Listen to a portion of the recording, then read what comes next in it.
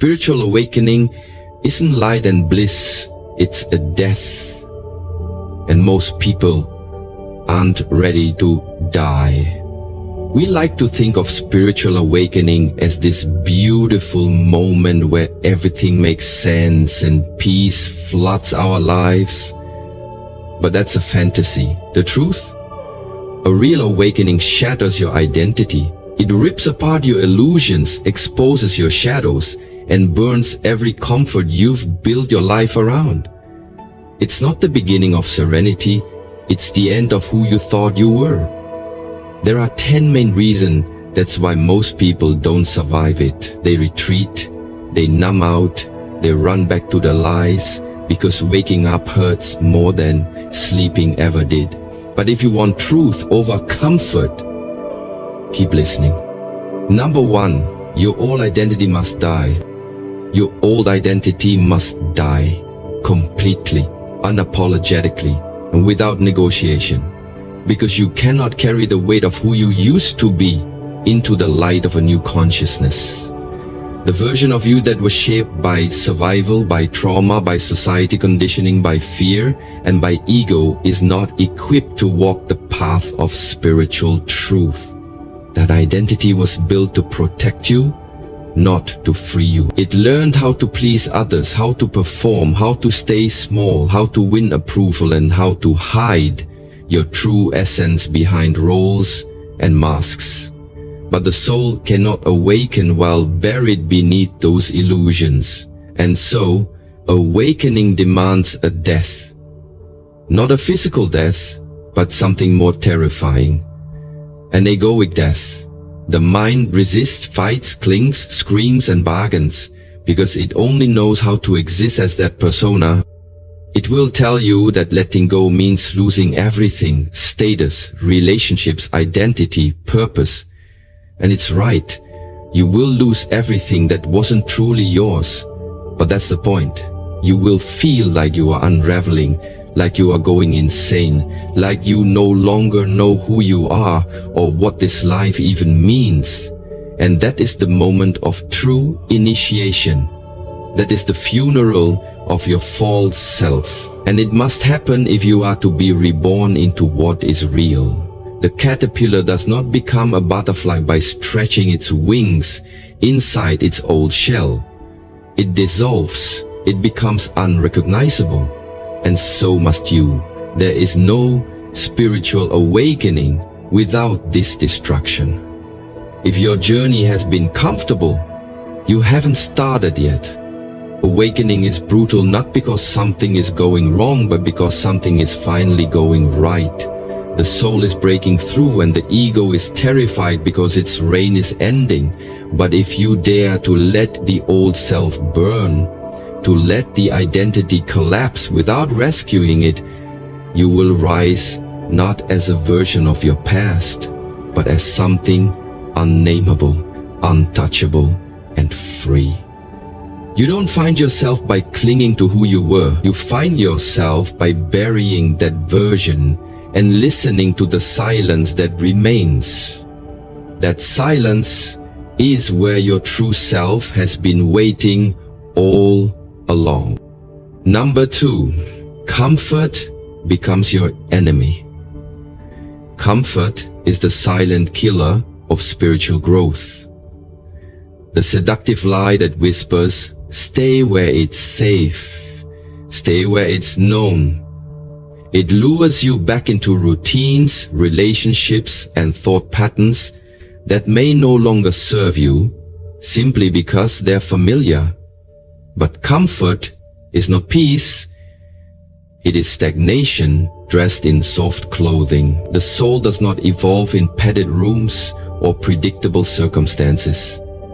It awakens in the furnace of discomfort, where everything stable begins to tremble and everything familiar begins to fall apart. Most people return to comfort because the unknown feels like death, and in a way it is. The death of the identity they've clung to, the beliefs they've worshipped, and the emotional crutches they've depended on. But true transformation only happens in the wild terrain beyond comfort zones. in the chaos where certainty collapses and illusions get exposed. It's in the restless nights, the spiritual crises, the loneliness that echoes like a scream, and the raw confrontations with your own shadow that growth begins. Discomfort is not a punishment, it is a portal. It is the pressure that cracks open the hardened layers of the false self and forces you to surrender. And yet, when the pressure mounts, most retreat. They go back to the relationship they outgrew, the job that drains their soul, the belief systems that no longer resonate, because those things offer familiarity, even if they're toxic. But nothing alive stays the same, and your soul is no exception. Growth demands that you choose evolution over ease, purpose over pleasure, truth over tradition. It demands that you sit in uncertainty without reaching for distraction, that you walk through fear without needing guarantees, that you let go of what you thought you needed in order to discover what you actually are. Spiritual awakening begins the moment you stop asking, how do I stay comfortable through this? And start asking, what is this discomfort trying to teach me? Because every time you choose to remain in comfort over growth, you say no to your own becoming.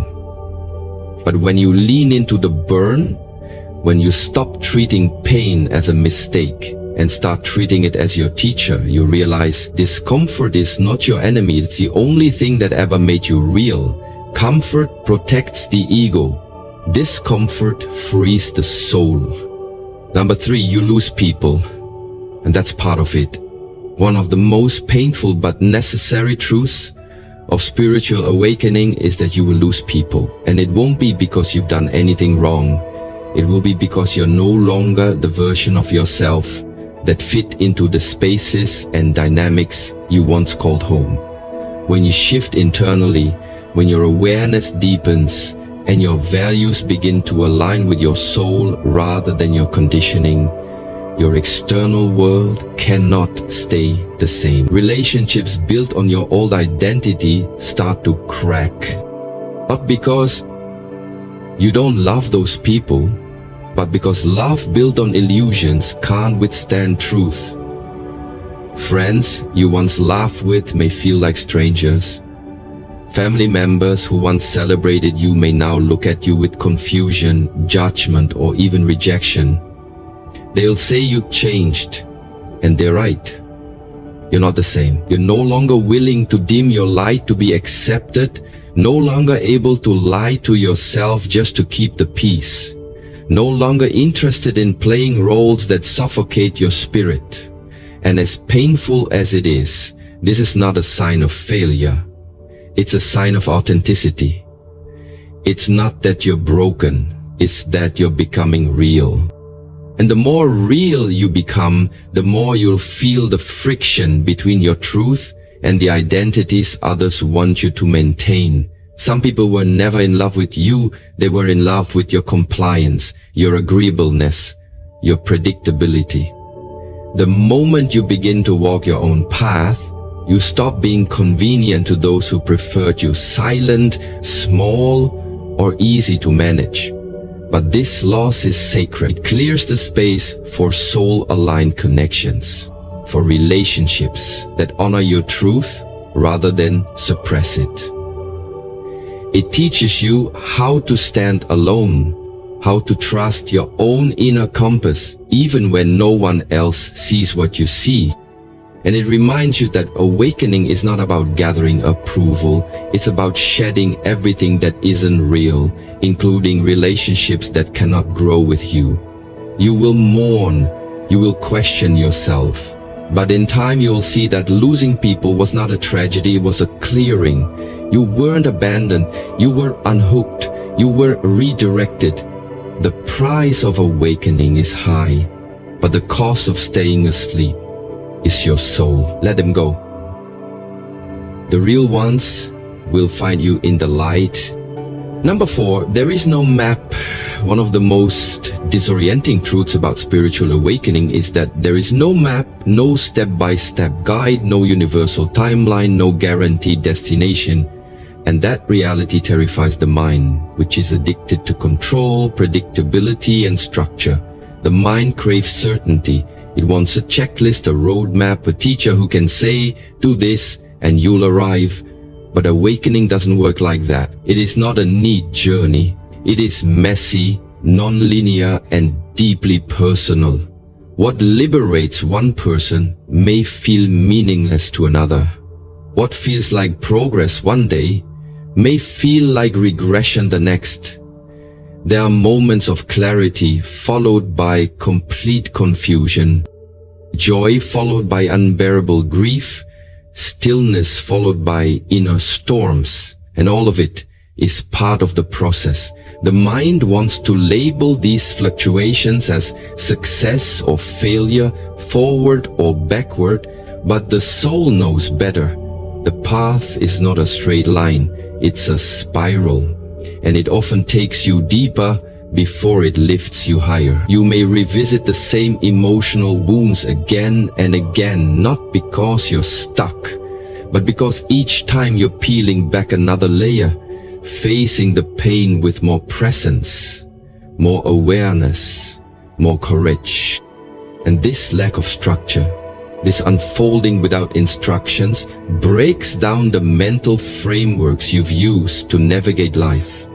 It forces you to let go of the illusion that someone else has the answers, that there is a perfect formula, that you can master awakening like a school subject. You can't. This is not a destination you reach by effort alone.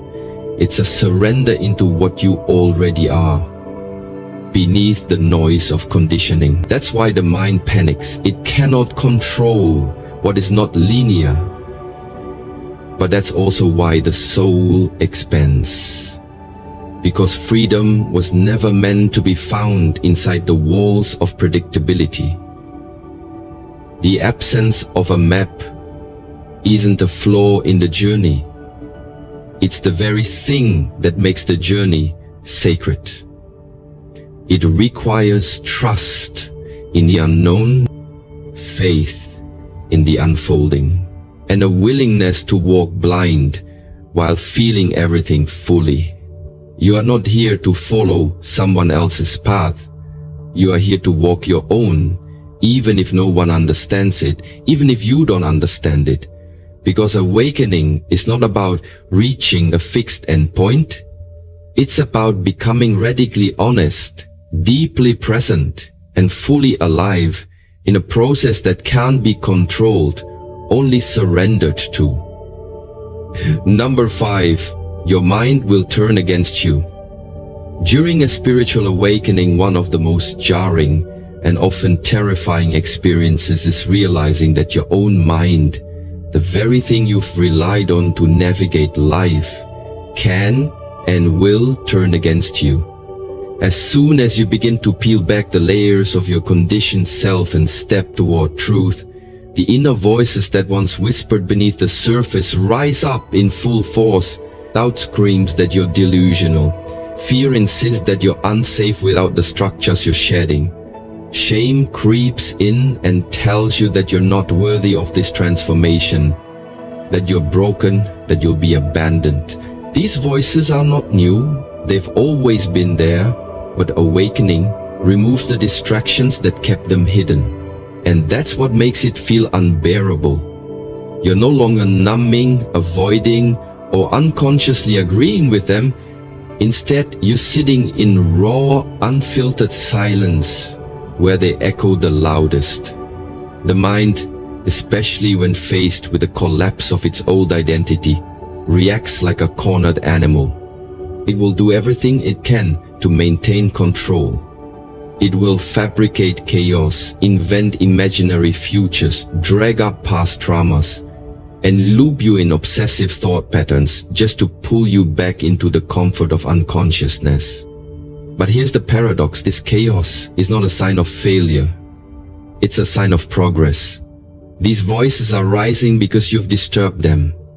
They don't want to be seen, because to be seen is to be exposed, and to be exposed is to be transformed. Awakening brings light to the parts of yourself you've disowned, the inner critic, the wounded child, the anxious mind, the part of you that believes love must be earned through suffering. And when you bring awareness to these parts instead of running from them, you reclaim power over your own inner landscape.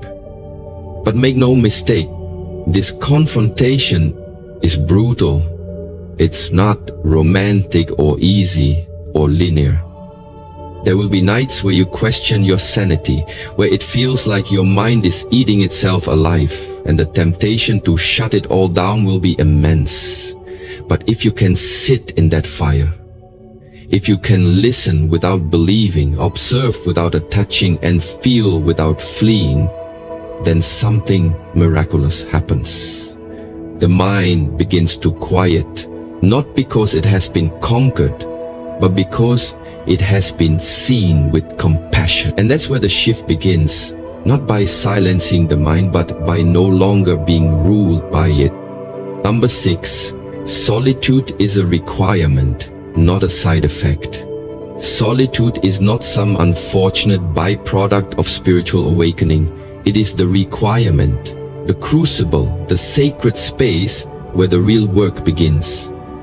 You won't awaken in a crowd, because awakening demands a level of intimacy with yourself that cannot happen when you're surrounded by noise, distraction, or the expectations of others. In solitude, all the masks fall away. There is no one left to impress, no one to validate you, no one to rescue you from your own reflection. And while that level of stillness can feel unbearable at first, it is in those quiet, stripped down moments when no one is watching, when no one is affirming your worth, that you finally come face to face with the truth of who you are. Not who you pretended to be, not who the world told you to become, but the raw, unfiltered being underneath all the stories. And yes, it can be lonely, deeply, achingly lonely. Because when you start to detach from the external world, you realize just how much of your identity was built through relationships, roles, social feedback, and noise. But in that void, something extraordinary happens. Your soul starts to speak. In the silence, you hear the subtle callings of your truth, the buried pain you've avoided, the longings you silenced to fit in. Solitude becomes a mirror that doesn't lie. It reflects your shadows and your light. It shows you where you're still performing and where you're finally beginning to live honestly. And that's where transformation happens. Not on a stage, not in group consensus, not in the echo chamber of opinions, but alone, in stillness, in the depth of your own presence. The reason most people fear solitude is because they've confused aloneness with abandonment. But the deeper you go, the more you realize that solitude isn't empty. It's full of clarity, full of presence, full of wisdom. It strips away what's false so you can stand, perhaps for the first time, without leaning on the world to define you. You discover that your connection to yourself, to the divine, to the infinite, doesn't require an audience. It requires a willingness to be with what is. And in that sacred silence, where you are no longer performing, but simply being, awakening doesn't just begin, it becomes inevitable. Number 7, you must unlearn everything. Spiritual awakening is not an accumulation of knowledge. It's a dismantling, a shedding, a radical unlearning of everything you thought you knew. We've been conditioned to believe that the path to truth lies in adding more wisdom, more practices, more books, more spiritual jargon. But real awakening isn't about stacking truths on top of all lies. It's about stripping everything away until only what's real remains. It's about unlearning the beliefs you inherited from your parents, your culture, your religion, your trauma, the stories that told you who you were supposed to be, what life is supposed to look like, and what's worthy of love. Awakening demands that you question everything, even the things that once gave you comfort and identity. It asks you to let go of labels, doctrines, achievements, and social roles, not because they're inherently wrong, but because you've confused them with you. And so the process feels like destruction. It is the dismantling of the mental scaffolding you built your life upon. The ego will panic because it equates unlearning with loss. But what you're losing are illusions. You were not born broken or incomplete. You were born whole. But from the moment you entered the world, you were taught otherwise. Taught to seek approval, to fear failure, to chase happiness outside of yourself, to see separation where there is unity. Awakening is the slow, often painful peeling away of all those lies. It's realizing that many of your thoughts aren't even yours. They're echoes of systems, survival mechanisms, and outdated beliefs passed down like heirlooms. And this process is not glamorous. There's no applause, no external validation. Just a deep unraveling that often leaves you feeling like you know less now than you ever did before. But that emptiness, that not knowing, is the beginning of truth. Because when you let go of what you were taught to believe, you create space for what your soul has always known. You don't awaken by becoming more. You awaken by becoming less of who you were told to be and more of who you already are. The truth doesn't need to be learned, it needs to be revealed. And that revelation can only happen when you're brave enough to unlearn everything, stand in the nakedness of your being, and trust that what's left after the illusion dies is not a void, but freedom. Number 8. You'll crave numbing but need presence when the pain of spiritual awakening rises to the surface, and it will, often without warning. Your instinct will be to run. You'll crave distraction, comfort, anything to pull you away from the rawness.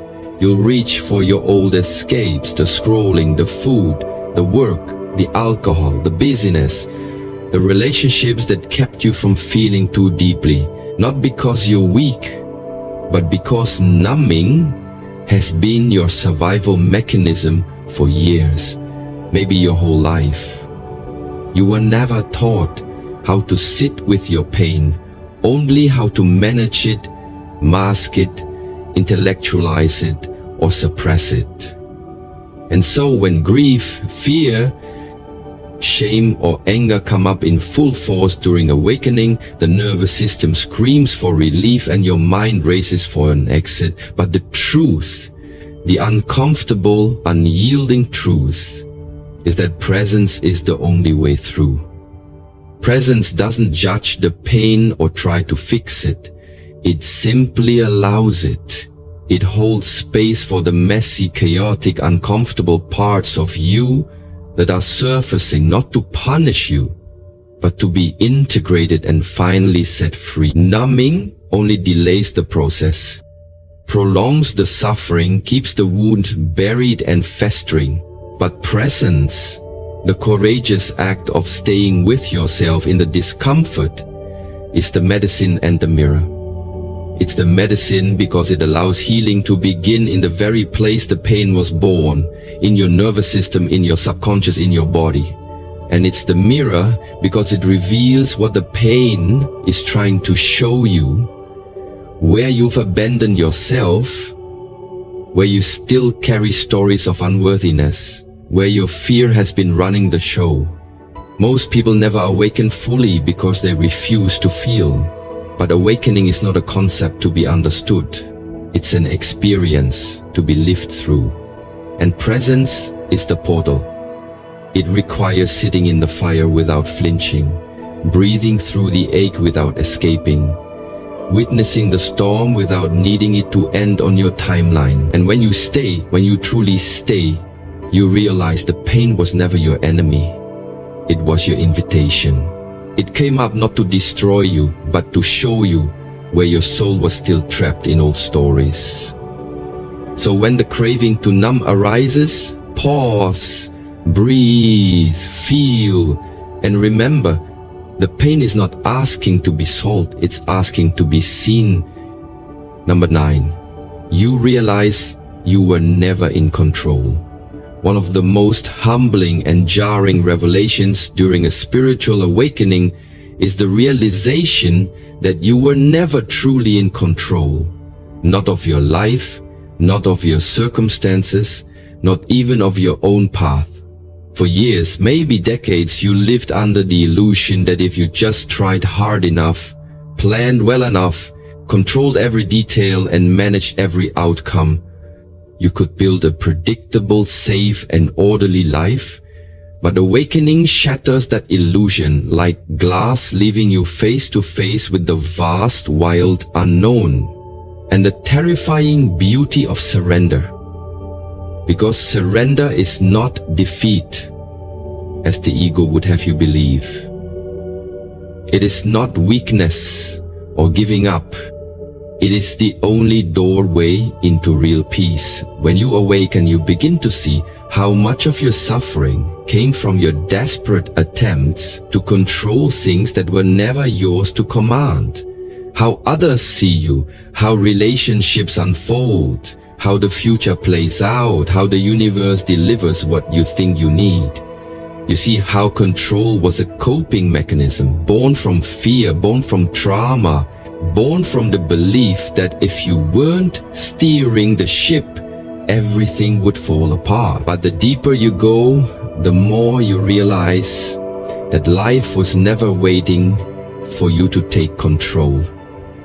It was waiting for you to let go, to loosen your grip on the narrative, the outcome, the identity you build around knowing what comes next.